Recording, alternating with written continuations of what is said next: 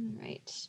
Okay, and since we have both staff and members of the public joining us today, we'll go around and do some introductions. In no particular order, I guess I'll start. I'm Jessica Hirsch-Ballering. I'm a transportation planner at the TJPDC, and I help facilitate these Bike and Ped committee meetings. Just going through my screen, Brian, why don't you introduce yourself? Am I muted? Nope. Hi, I'm Brian Becker. I'm a GIS specialist at Albemarle County, and I'm just joining the group, so I'm trying to get myself up to speed on the situation with the data. Thanks for joining us today, Brian. Brian will be really helpful for our one map discussion. So, Sandy. Hi, Sandy Shackelford, Director of Planning and Transportation for the TJPDC. And yeah, I'm not a bike ped specialist person. I'm just here to sort of talk about organizationally what we're doing. Thanks, Sandy. Dan, go ahead. I'm Butch with Albemarle County, Senior Planner of Transportation. I work a lot with Jessica, the PDC, and Bike Ped Planning, and we have a lot to discuss today. So, thanks, Dan. Go ahead, Bill. Yeah, hi, Bill Palmer with UVA. Been helping out with the one map and kind of working with Brian, starting to work with Brian on that as he's picking up the reins from Bob and figuring out where we're going with that data. So it's on the topic for discussion, so we'll be talking about it shortly. Thanks, Bill. And I'll just point out to everyone that we had Bob, Bill, and Brian working on our one map, and I think it's great, all that alliteration. So, all right, Michael, go ahead. Oh, I'm a bike ped advocate up in Carsbrook, northern Albemarle County. So, okay. Thanks for joining us, Michael. Annie, go ahead. Yes, good morning. Annie Stafford. I live in the Willen Mills. I have just gotten interested because of some potential projects happening down here. So just an interested citizen, and I apologize. I have something in the oven. I'm going to have to jump up and down. It's a good day for baking, and thank you for joining us, Annie. Stuart, go ahead. Hi, Stuart Gardner. Generally just an interested resident in Charlottesville. I'm also on the Citizens Transportation Advisory Committee, so interested from that perspective as well. Thanks for joining us, Stuart. Peter, go ahead. Hi, I'm Peter Krebs from the Piedmont Environmental Council, and we expect Annie to share her baked goods with everybody. Thanks, Peter. John, go ahead. Hi, John Belechek, statewide bike ped planner for VDOT. Thanks for joining us today. Amanda. Sorry about that. Amanda Ponce, I'm the bicycle and pedestrian coordinator with the city. And David.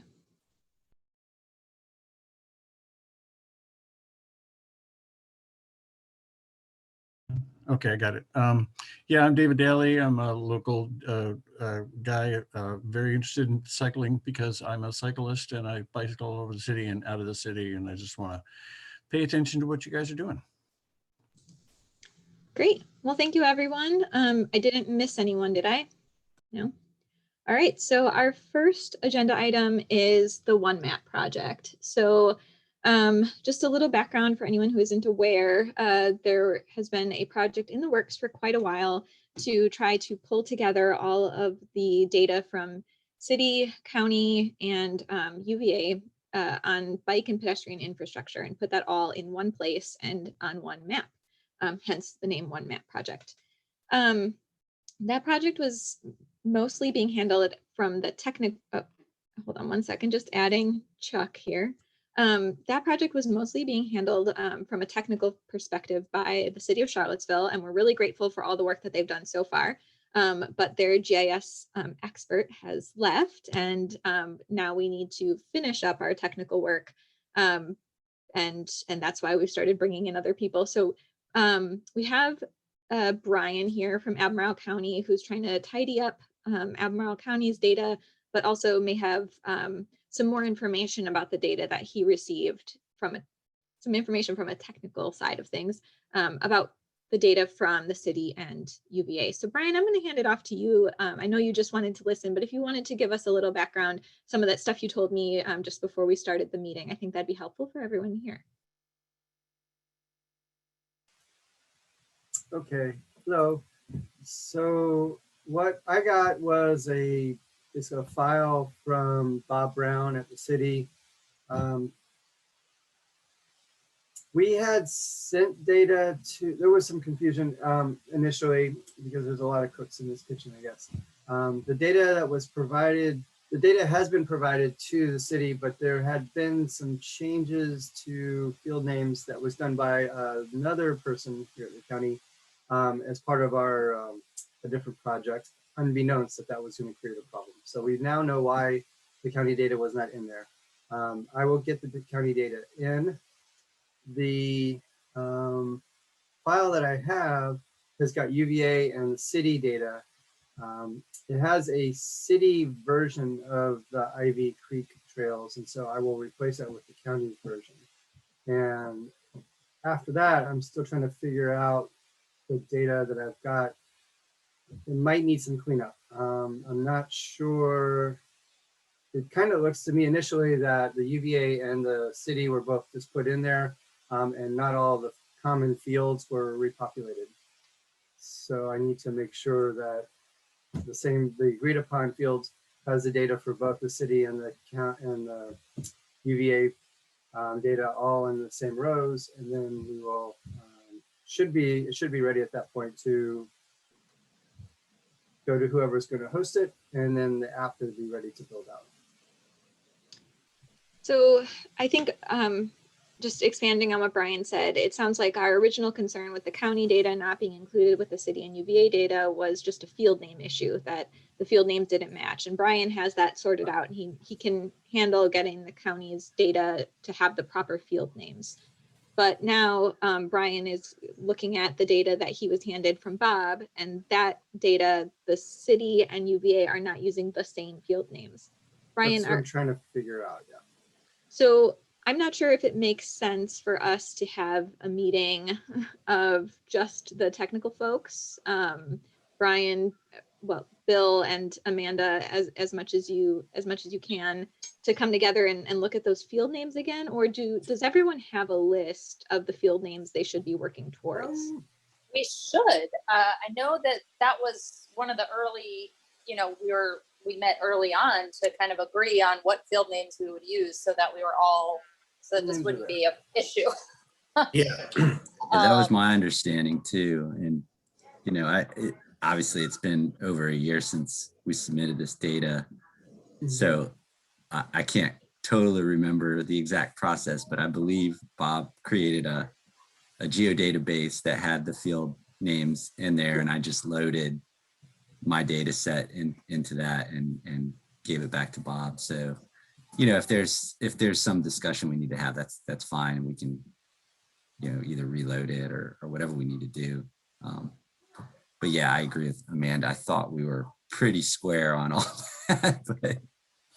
But can I just add, just from discussions with Brian and Michael Barnes outside on emails, this is really the home stretch of this project. I don't see it being delayed. This has to get just cleaned up and finished, and there's just like some specifics we're working out with the data. We're bound to find some issues. This is a lot of people were involved with this, 3 different entities. And so Brian and I were just finishing up on the county's end, and we're in the process. We're going to meet with Michael Barnes. And last meeting, it was agreed that Michael was going to kind of QA/QC, take a look at all of the data compiled together. And so we just had an email with Michael, and we're going to meet and look kind of at the product to get with all 3 of the data sets, and we could even invite the city to be involved with that. But this is more of looking at data fields, looking at kind of just the nuts and bolts of it. and be able to make a final version to eventually be hosted. And I think what we all agreed on, this would be a PDC hosted map. So yeah, we're on the last stretch of this, and we just had some minor issues with Ivy Creek, and so I've had a lot of emails with Brian and stuff. So I think that just kind of summarizes where we're at. And I'll shoot an email, keep everyone involved if they want to be, meet with Michael as well. So as an aside, the PDC takes absolutely no position on if you guys work with Michael on this stuff. I just want to make sure Dan, Brian, Bill, and Amanda, that you guys check with your own bosses about sharing all of your data with someone, who is working with VDOT, but I think he's willing to take on this work in more of a volunteer capacity. So just making sure that you guys are, going through all the proper channels. Like I said, the PDC doesn't have a position. So it seems like we have these 3 steps. We need to do the home stretch of just getting all the data in a format where everything can be put together. And that sounds like just cleaning up the field names. From there, there's going to be hosting it, which, like we've said, the PDC is willing to do. And from there, there's going to be, Bill, correct me if I'm wrong here. Once the data has all of the proper field names and smushed all together, that doesn't necessarily mean that a GIS map pops up and it looks like completely usable for the general public. There needs to be more work done. And there's still a question of who is going to do that particular work. Bill, is that right? Yeah, that's my understanding, and Brian can jump in as well. But yeah, so to say that TJPDC is going to host it, there's several ways that could happen. The easiest way would just be to have a link to that geodatabase that anybody could download and use. I mean, that's technically a way of hosting, but I think in our minds, what we're thinking is you'd go to TJPDC and there'd be a one map page, and there'd be a nice map of all the bike and pedestrian facilities in our region that's built on this data. And you may be able to download the data as well if you were a citizen or somebody at UVA, like in a planning class or something, and wanted to like work with that data. So I think that's the next step, is figuring out, I think we were kind of going back and forth on who would actually host it, but it sounds like maybe the best option would be to have a PDC host it. We're going to have a little meeting with some people at UVA that work on the academic GIS side of the house in the library, and they might have some ideas on how we get to a good, web map kind of product, and maybe they have some interest in helping with that. But I do think that's the next step, and then it's a matter of who's gonna do the updates, because I think you, Jessica, don't necessarily have in-house ability to do that at this point. So it would be like Brian or me or somebody like that. Yeah, and I think when we met, Bill and Brian, discussions of updates were, it wasn't a huge deal immediately, because the infrastructure doesn't change at like breakneck pace. So we have some time. It doesn't need to necessarily be done quarterly or anything like that. Yeah, so, but like annually, some of these planning projects may be implemented, and then they become like existing, and Yeah. I definitely agree with what Bill said about the hosting. I think, it could be a collaboration on, once it's being hosted, to make it presentable, make it an online portal, like an online map, user-friendly type thing. Static maps are so like 2018, we want to move on from that. But like, that's the goal, is like an online portal. Like VDOT has a lot of these for a lot of different infrastructure or paving, what they have, it's the same kind of idea. And I think we all could chip in I'm willing to chip in the county, for what we could for that as well. And for updates, this is what I want to add too, is I'm going back on discussions from over a year ago, but this was something that we could put and Brian can confirm, like we could put a script in for each UVA data, the city and the county. And when something has to be updated on our end, that could automatically go to the one map and update it. And these were conversations that Bob even confirmed as well. So I don't think that that would be a big deal, but that's getting into the scripting stuff that that we have Brian helping with. So I think we've had a good discussion of the overall big picture and all the steps that we'll need to take in, for however long it takes. But we still need to come back to this very first step where we get everything together with the same field names. And I don't know that I understand how we're going to take that step. So does anyone want to, flush this out, figure out how we're going to get to that get this first step done? I can go back to my emails. I mean, I know we had a lot of sharing of spreadsheets that had that common field name addressed sort of early on. So I'm going to go back through and find those and send them around to everyone if that's helpful. Yeah, I have that too. Brian, we were just discussing with that, looking at referencing that. But what was your question again, Jessica? So we just need to figure out how we're going to get all of the data in one place and have all of that data have the same field name so that it can, all be. That's going to be the meeting. We'll keep everyone in the loop, but that's what we're going to set up with Michael. Okay.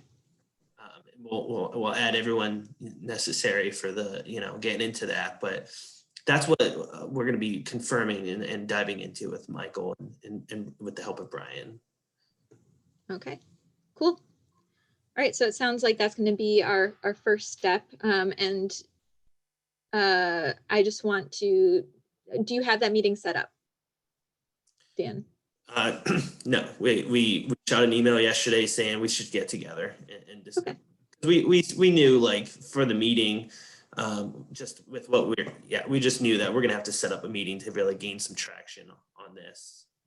Okay, so if I can push a little bit, let's say maybe you guys can get your meeting in before our next Bike and Ped meeting, and we will, be able to talk more then. Yeah. Were there any other questions or comments about one map? Cool. Okay.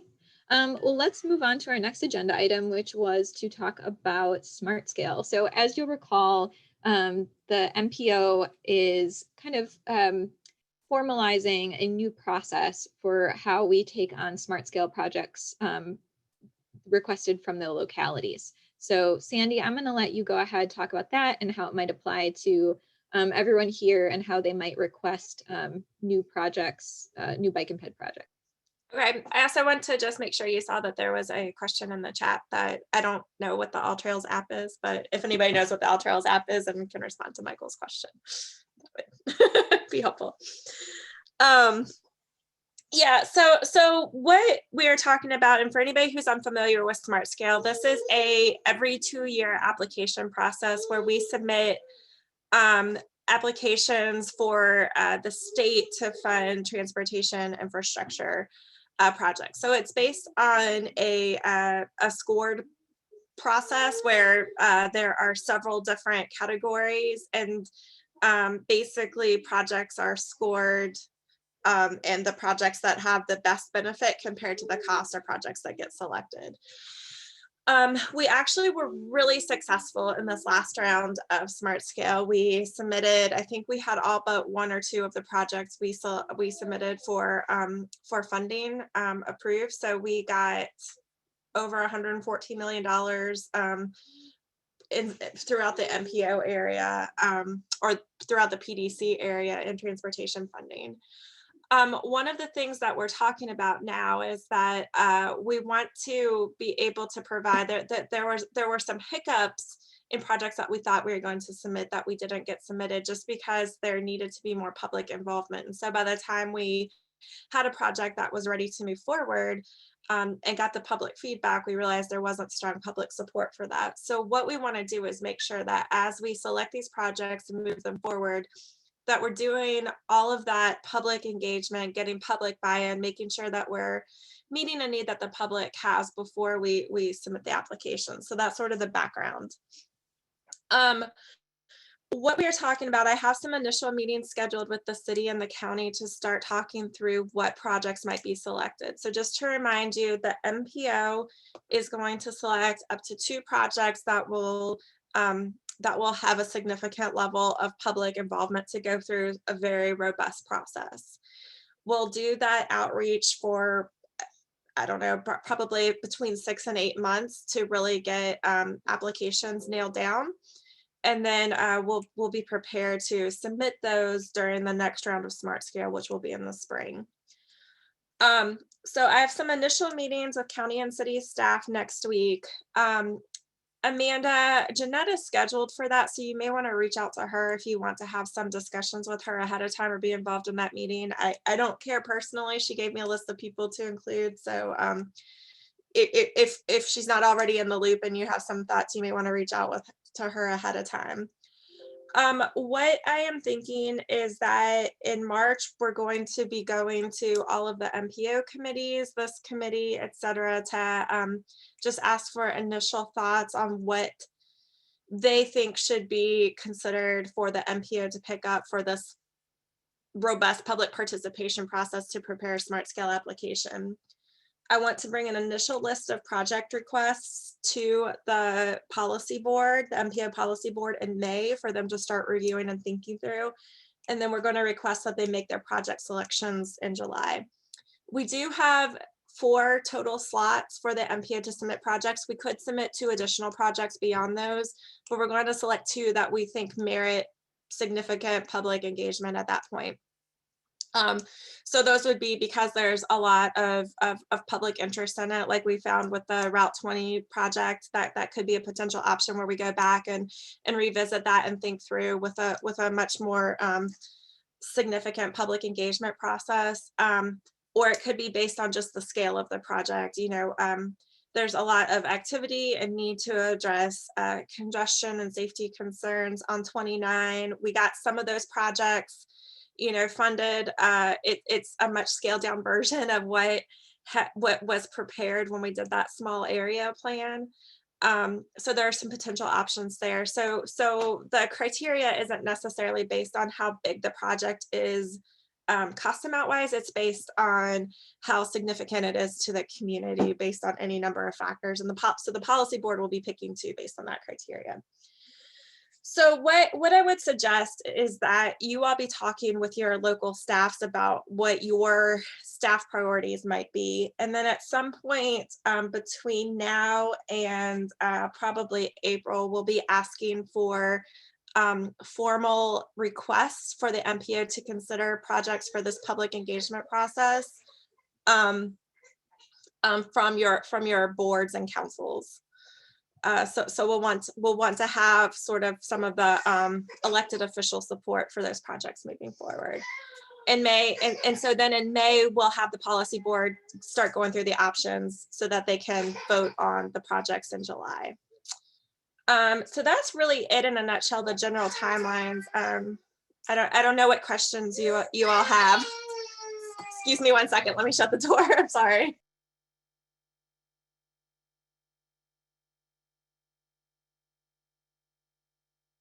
My apologies.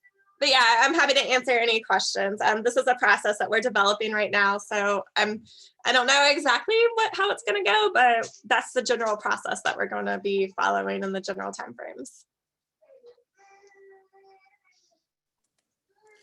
We don't have to dive into specific projects. I know we're meeting this coming week. You're meeting the county, but also I do want to mention that we need to get the ball rolling. I'm in discussion with Chris about the Rivanna River, you know, and we need direction from that as well. So like, that's just, you know, putting that on the table to say like, with your new process and steps we still need to take, just kind of noticing a timeline right there. Yeah, I think my hope is that whatever we do for this process on behalf of the MPO, it does have a really strong regional component. So something like the Rivanna River, you know, that makes an important connection between the city and the county and serves, you know, sort of like the greater region versus, you know, just one locality or the other. Probably is something we would like to be able to do through this process. Right, and Chris and I are kind of putting together, we're gonna meet, Sure. a meeting we're gonna have and gather next steps on how to go to city council, or he goes to city council, we go to, Sure. Just kind of taking steps that way, and then seeing what feedback we get on how to proceed. Sure. Yeah. Any other questions or thoughts? Hey, Sandy, I really, this is Peter Krebs. I really appreciate what you said about the regional implications. I don't know to what extent that can be locked in as a core guiding value, or if that's something the policy board needs to say explicitly, but I could easily imagine the two most difficult projects not having regional implications. So for example, if you ask Jeanette what's bothering her the most, she's likely to say West Main Street, which may not be something the MPO ought to be working on, when it could be working on hydraulic 29, for example, which might be a little less controversial, but more significant from a regional perspective. Sure. Yeah, I mean, I don't think we've established a specific project selection criteria. I think as we get a list of requested projects, we'll probably be talking about it from all facets. But I mean, at least from my perspective personally, that's what makes the most sense to me.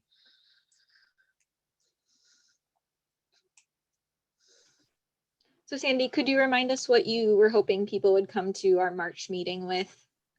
Did they need to have project suggestions, and would they have needed to talk to, other staff ahead of time?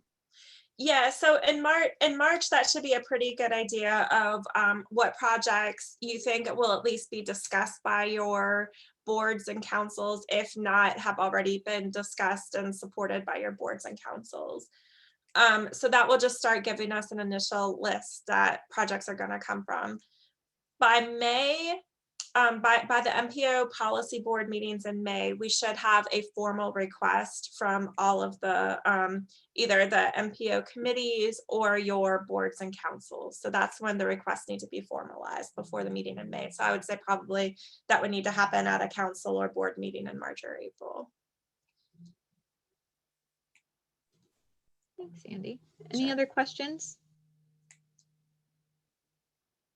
Okay. Is there any interest in, I mean, I know the projects that might merit more discussion within this committee would be the Rivanna Bridge, as well as Route 20 or some revision of Route 20. Is that something that you guys would like to would you like to discuss those two projects in greater detail at our March meeting, or is that something that you guys feel you need to do more, within your own organizations? Dan, Amanda, I guess I'm looking at you guys. Can you repeat that? March 20th, did you ask about? Just asking if you wanted to discuss in this committee the Route 20 project or the Rivanna Bridge project. I mean, yeah, I mean, I don't mind. We need to kind of see if we're forming a committee on the Route 20, kind of see where we're at on next steps for that. I think this is the perfect place for that. Sorry. Great. Okay. Yeah, I agree with that. And I'm sorry, I've got screaming kids in the background, so my opportunities to chime in here are tough. But yes, I think that talking about it here is important. All right, so we'll add that to our March agenda, and we'll talk about it within the context of Smart Scale. And if you guys, have any conversations within your own organizations, be prepared to bring that info to the group. Okay, Sandy, anything else on that? No, I don't think so. Again, this is just a really new process. We'll see if the timelines work out the way I think they will, but we'll do our best to move through it. And also the other thing to keep in mind is that even if a project isn't necessarily selected for this big public engagement opportunity, we do still have 4 applications. So it could be that there's a project that there's already been a lot of engagement on. We don't necessarily think that we need to, have an additional significant level of engagement at this point. Maybe we can get by with what we've already done. So those could still be submitted if they're not picked up for sort of this like higher level of investment at this point. Yeah. Can I just add that, like, thinking back on Route 20, and like, I just kind of want to see how we do need to see, like, if we're talking smart scale, does this need to be further studied? Are we going to look at another route, or is there another regional connection that calls out in the bike ped plan? And let's take the correct steps to publicly and prioritize, if there is, something to be studied. And since we have VDOT, do we have the capabilities of getting another study finished? I think that's probably important prior to early stages of smart scale. Yeah, that's a good point. Chuck is going to be involved in those discussions. I don't know, Chuck, if you can speak to sort of VDOT's ability to support. I think we were sort of thinking that most of this would not involve an engineering component at this point, but there could be opportunities potentially. I don't know if any of the VDOT folks want to respond to that at this point.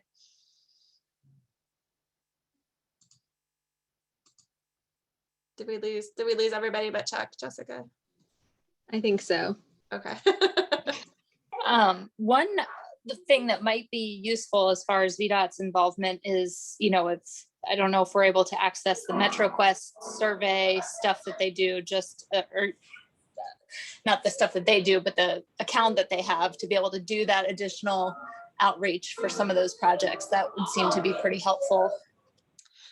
So funny you mentioned that. We do have a trial for that through the end of this fiscal year. If it goes well, they're talking about extending access to MetroQuest for the MPOs and PDCs moving forward. So we'll kind of have to see when we get to June, July, whether or not we're going to continue to have access to it. But yeah, that is potentially an option. Just jumping in for our members of the public, MetroQuest is just like a very fancy survey program that would allow us to, I see, what is MetroQuest? It's a fancy survey program that allows us to, ask, Sandy, what else do you want to say about MetroQuest? It's designed to be very like user friendly and accessible. So it's a very, I guess, intentional survey option that removes a lot of the barriers to engagement and completion. So they've had a lot of success getting a lot of like good feedback through this. I think Hey, Sandy. Yeah. Sandy, this is Chuck. I finally figured out I had to unmute on the screen too. If anybody was part of the 5th Street project, we use MetroQuest for that survey component, and that's basically what it is, if you're familiar with that. It's basically looks at sending out links that you can go to take a survey, and the links are sent out by geo-referenced areas. So if you cross that into that area, it'll send you an advertisement for that to take the survey, and it pushes it out through a bunch of different social media platforms so that you can participate if you're somebody that's in that area. So everybody in the world can't actually get that information and take the survey.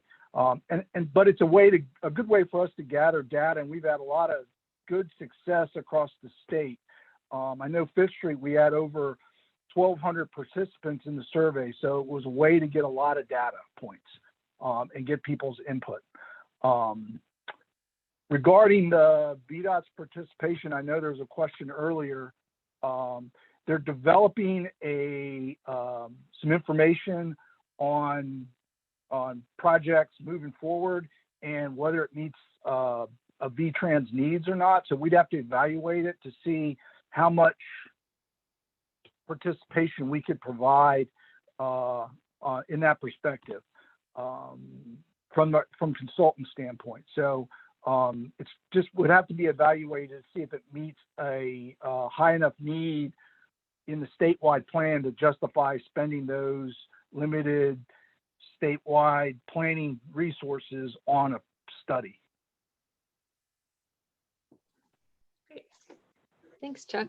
I just want to go back to, I think, Amanda, I just want to clarify your point. So you were suggesting using MetroQuest to choose between some of our projects identified in the Jefferson area bike ped plan as ones that we might want to pursue. Is that correct?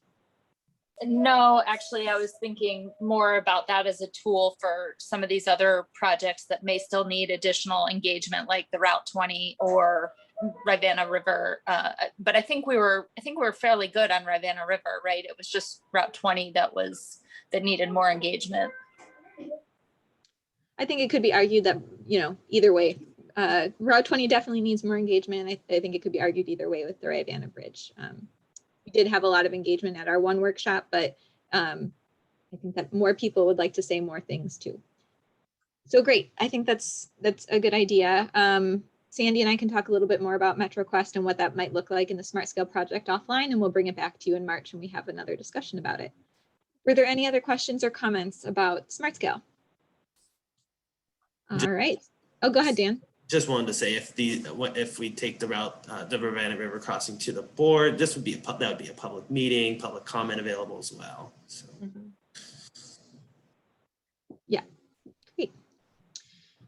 Okay, so the next item on our agenda is also from Sandy. So one thing we talked about at our last meeting was the Unified Planning Work Program. So that is the plan of work that we set for ourselves as an MPO for the coming fiscal year, which begins in July. So let's see, Sandy, we heard some comments from you guys, some suggestions from you guys at our last meeting. We also heard comments from CTAC and our Citizens Transportation Advisory Committee and MPO Technical Committee. And Sandy took all of that info, along with the policy board's recommendations, and came up with 2 different options. And I think that you guys will be excited to see that, you know, alternative transportation is very much included in both of those options. So Sandy, I'll let you talk about those. And I think you can share your screen if you want. I'm gonna try. Yeah, okay. So this might be a little bit small for some of you, but hopefully you can see it. Generally, I can make it a little bit bigger. So after working through what everything looks like on paper, we basically have about this $50,000 that we kind of have to put towards some sort of like research or discretionary type of plan or project. My thought with this is that I spent a lot of time looking at other work programs that other MPOs were doing, other projects that were related to some of the themes that came up. And, you know, in addition to the discussions, to see what kind of areas were priorities for the people we were having discussions with. So I have 2 options that I feel address sort of the main themes that arose in these discussions, but would also either satisfy a need that had already been identified by the MPO in the most recent strategic plan, which, while outdated, is still the best guiding document that we have, or would provide better information moving forward in order for us to be able to take outcomes from this plan or this effort and move it forward into supporting additional projects that would hopefully solve some of the needs in your local areas, as well as help us prepare for additional work that we could be doing to support some of the recommendations that come from these. So the first one that came to the surface is there's a lot of concern about safety and equity.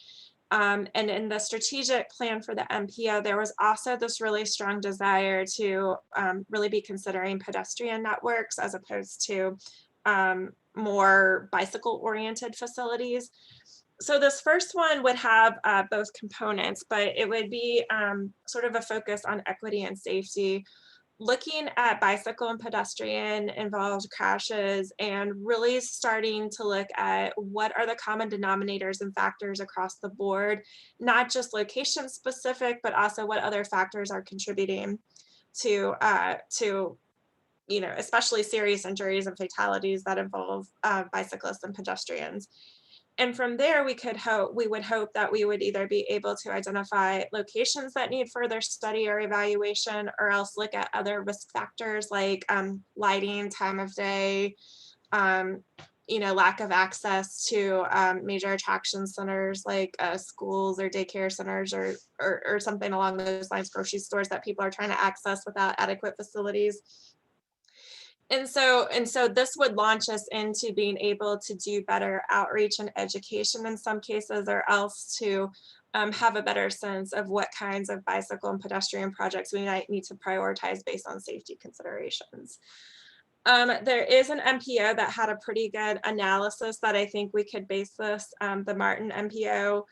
I think that was out of Florida, but if I bring this up, I'll just show you the cover page so you can see. They basically looked at all of these different factors and were able to come up with some overarching themes for what was contributing to bicycle and pedestrian involved crashes.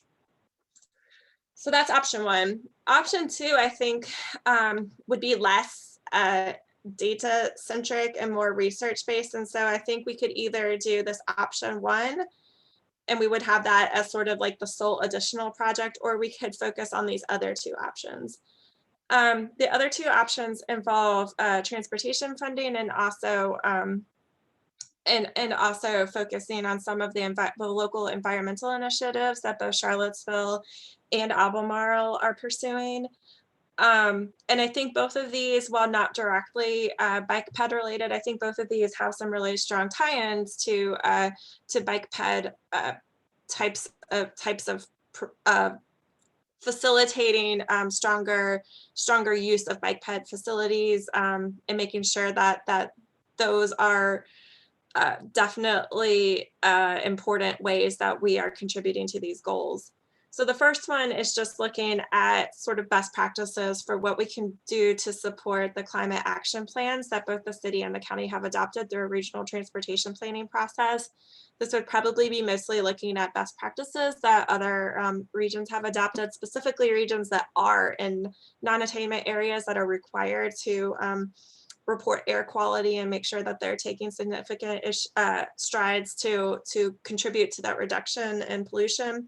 So there is some information out there, and it would probably be taking that back in and looking at how we can incorporate that into our long-range planning process and how we can prioritize that.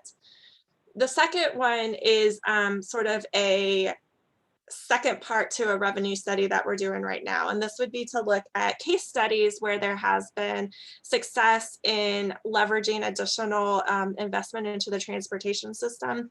The idea would be to look at somewhere between 3 and 6 scenarios where this has been done effectively, and then to really start looking at why those were successful and what lessons can we learn from that in order to potentially pursue those. A couple of examples I've pulled just to give everybody an idea of what this might look like. And these are not necessarily what we would do. These are just some ideas so that everybody can start wrapping their head around what we might be looking at.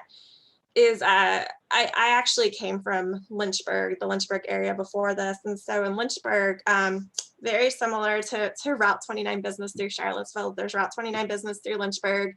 Liberty University is on one side of 29, and then there's a big shopping center with Walmart and Target and Sam's Club and a lot of restaurants on the other side of 29. And so there were a lot of crashes that were involving pedestrians trying to cross over 29. So Liberty actually built a pedestrian bridge, making a connection from their campus to the other side of the road in partnership with the city of Lynchburg and with VDOT. And from there, the city has been investing in additional pedestrian infrastructure to support movement once they get to the other side. So it was a good opportunity for a private investment to leverage a much more robust pedestrian network. There are some examples of tax increment financing, where that has been used by the city of Chesapeake to fund streetlight installations and provide vehicle and pedestrian safety infrastructure. And then we also, as part of a grant that Jessica worked on to get additional to get some additional investment into Amtrak stations, we realized that there's also a strong initiative to attract private investment into Amtrak stations to build on some of, to help support some of the costs of the capital and also support transit-oriented development within the areas. So in addition to the transit focused component of Amtrak, you can also use that to bring in, you know, commercial development or maybe even housing or something like that, help reduce the operation costs to Amtrak, but also create new amenities and connections for the local area. So those are the options right now. So really what I'm looking at, and probably more specifically for this first one, is what would be helpful to you all, and are there anything we need to find us, and is this information you already have available, or would this potentially be helpful for you all moving forward in your planning processes?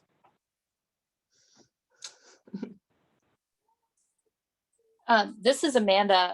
I love option one. That's been something that I've been wanting to do for a long time. We've kind of had a couple of different efforts at trying to do it, but just have never had the dedicated staff to kind of come up with you know, a great final product. Sure. So for me, that's the one that I find most appealing, but all of them are great. Okay, great. Yeah, I definitely agree with Amanda.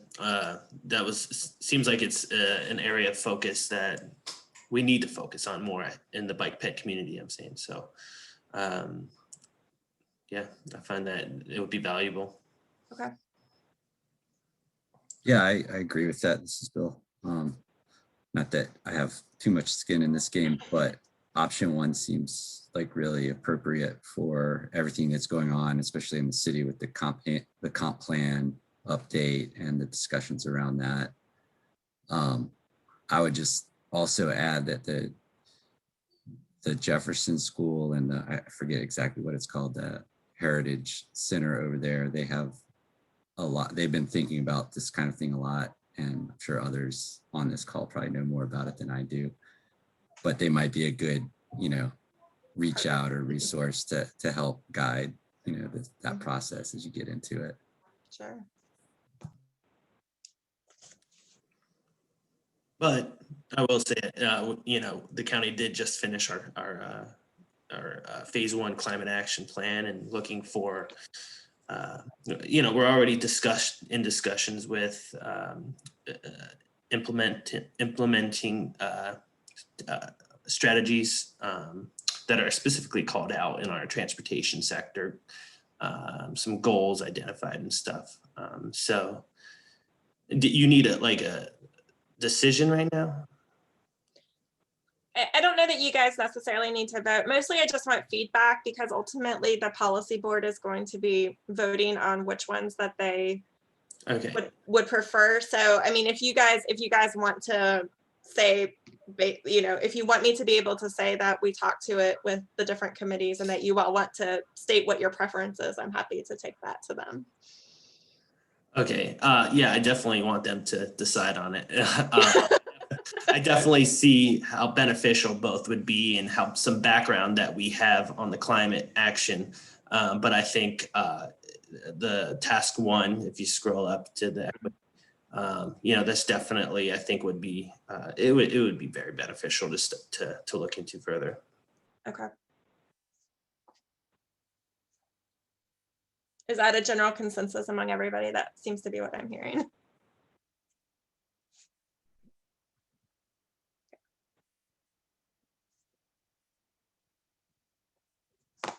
Okay. Cool. Well, thank you, Sandy. If people have any additional comments, you can feel free to email me or email Sandy. Great. All right, so I think one of the last things on our agenda, I wanted to talk a little bit about potential organizations recommended to a regional transit partner, to the Regional Transit Partnership for Regional Transit Vision Plan Stakeholder Group. Okay, so last time we met, I talked about how the PDC had received a grant from DRPT to create a vision plan for regional transit. And we're going to be working on that project basically over the course of the next year and a half. And the Regional Transit Partnership is going to be our official advisory group for that project. But we're also creating an additional, a new subcommittee of the RTP that's going to be referred to as the Regional Vision Plan Stakeholder Group.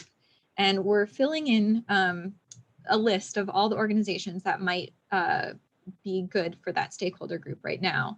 And I bring it to you guys because, as I've said before, part of the regional vision plan is definitely going to include some consideration of first and last mile connections to transit. And that is definitely going to look at both bicycle and pedestrian options as they relate to this transit plan.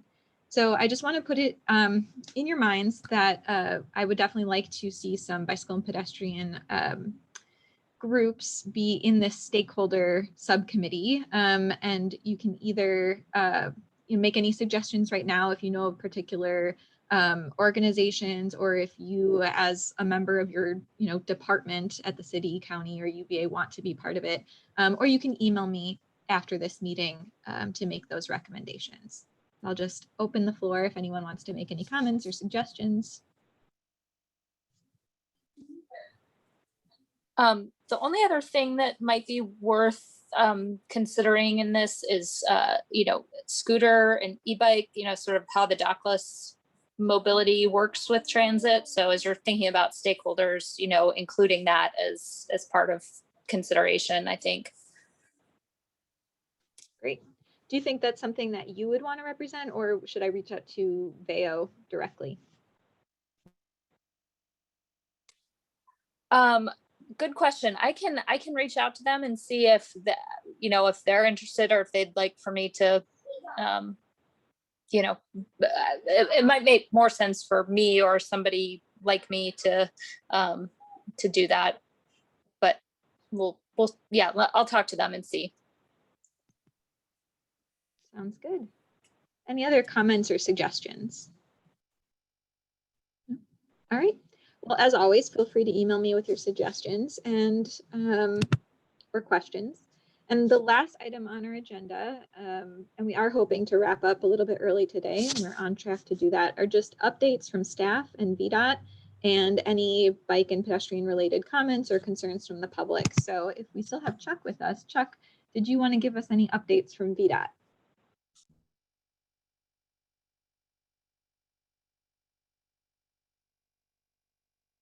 Yeah, I'm still here. What was the question? I'm sorry, I was doing something else right at the moment. Okay, we're just wondering if you have any updates from VDOT in the bike ped world.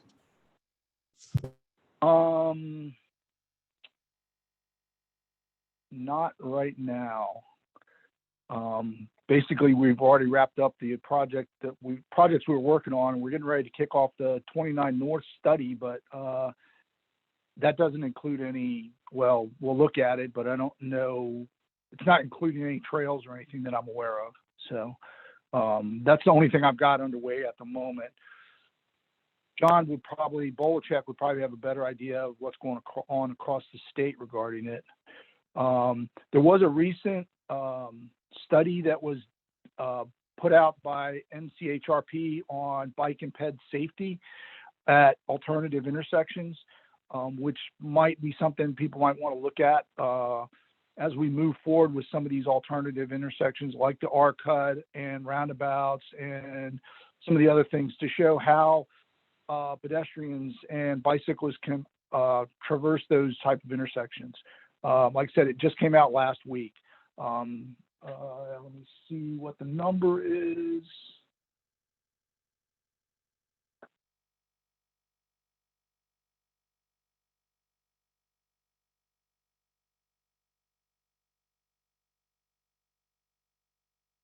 It's NCHRP report 948. Great, thanks for that, Chuck. And I'll see if I can find that and send it out after this meeting. Okay. Like I said, it gives a lot of, it's just recently approved and sent out.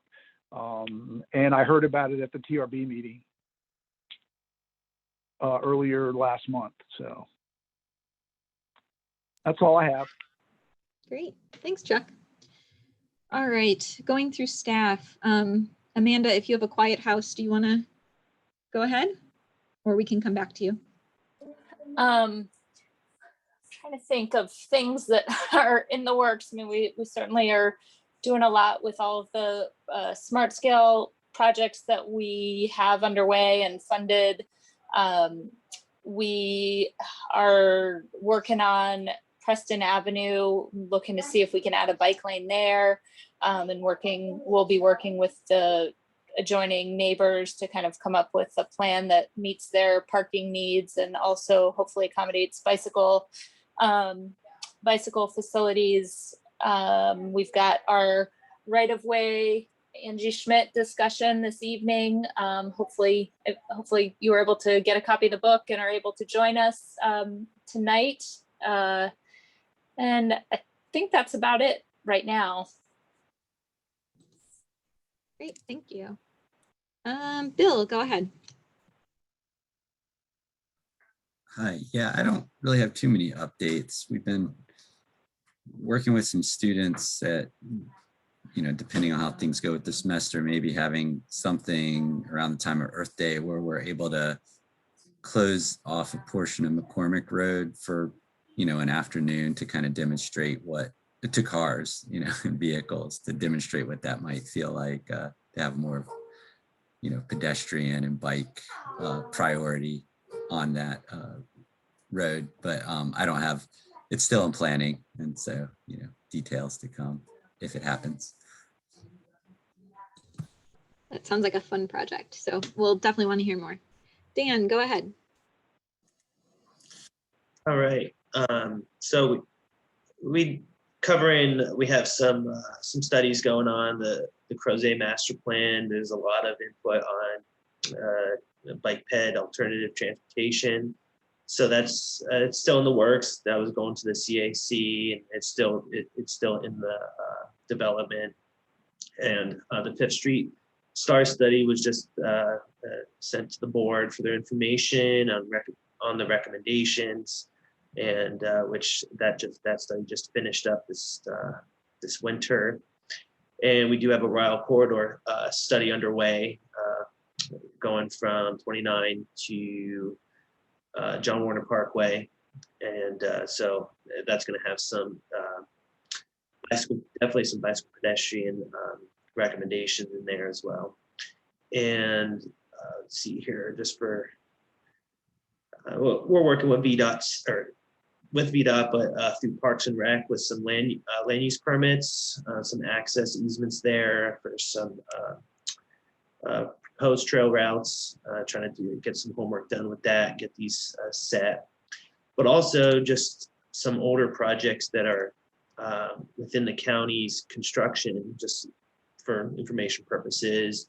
There's some projects out for bid, sidewalk improvements on Avon, Rio, on also 250 sidewalks and crosswalks, 250 in front of Harris Teeter and Crozet there. So these are projects that were funded a few years back, but are internally being administered by the county. Ivy Road sidewalk and bike lanes is also going to be out for bid in March, and pedestrian connection, mountain or crosswalk for Mountain View Elementary School as well. And there's shared use path pedestrian connection improvements for Greer Jewett School off Hydraulic as well. So those are that's being reviewed. The bids are being reviewed on that as well. So those are some projects that we have in the works right now. Great, thanks. Peter, did you want to mention anything?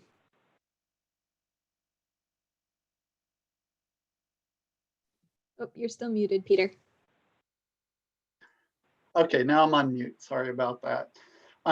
So wanted to let everybody know that the Active Mobility Summit is coming up next Friday from 10 to 3. That'll be an opportunity to have small group discussions around topics that are nominated by participants. And so for groups to work together on projects of shared interest. So for example, there will be a a small group discussion on Bike Month, which is being led by Community Bikes, but it has, you know, heavy participation from the city and lots of other organizations. There'll be a Safe Routes to School small group discussion, probably a discussion about increasing equity and inclusion in organizations, boards, and leadership, and other topics of shared interest. I'll post a link to that in the chat. And then the other thing I wanted to mention is the Move to Health Equity is working on, a coalition is working on a community needs assessment, and that'll have a survey instrument. And I will post a link to the draft of that survey if you all want to take a look at it and make comments. We'd be very grateful. That's it for now. Thanks, Peter. All right. Any of our members of the public or our members of CTAC, if you want to make any comments? No? All right. Sorry, Jessica, I do have one more thing. Peter reminded me, but forgot to mention another topic that's going to be on the Bike Summit is Bike Month. That's obviously coming up in May, and we got to start doing some thinking and planning for that. So if you can't participate in the Bike Summit topic on Bike Month, maybe we can add that to the next agenda for this group. Yeah, I think that's a great idea. We'll let you guys have your discussion at the summit, and then we'll revisit it in our March meeting here as well. All right. Well, thank you everyone for joining us. As always, email me with any questions or topics for next month, and we'll see you in March. Okay. Have a good rest of your day. See ya. Bye, everyone.